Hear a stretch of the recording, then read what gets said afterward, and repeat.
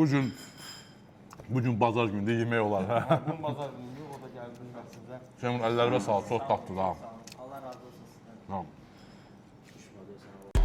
Dostlar, yazıza gəlirsə mən bir kampaniya eləmişdim. Kommentdə 6 biznesi seçib reklam edəcəm və onlardan bugün ilkin hot dog olacaq. Seymur gəl. Xoş gördük. Bax, hər birimiz burada durub Seymurun yolun gözürü. Seymur, xoş gördük sənə. Dostlar, yazıza gəlirsə Seymurla biz o vaxtı yayda Sibrizdə Seymurun məkanı vardı. Tutmur. Seymur, gəl yaxına görün bizim üçün nə hot doglar hazırlamısan. Bu günləri, bu video Seymurun videosu, Seymurun təqdimatı olacaq. Çox sağ olun. Aha. Çox minnətdaram. Deməli, burada hansı çeşidlər var? Kırt var, acılı hot dog var, göbələkli Gəl belə eləyər. Mikrofon tut ki, sən bir ver. Bu hansıdır?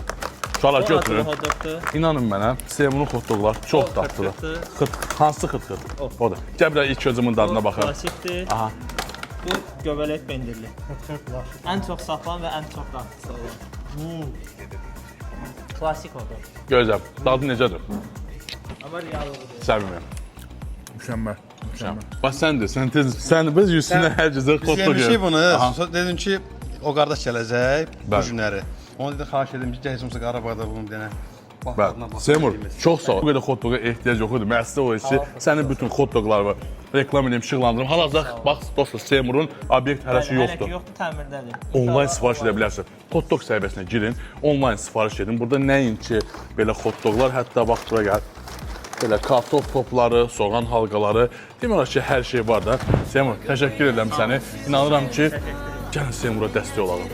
Görək bugün neçə nəfər Seymurdan hot dog sifariş edəcək. Getdik. Çox sağ olun. Sağ ol.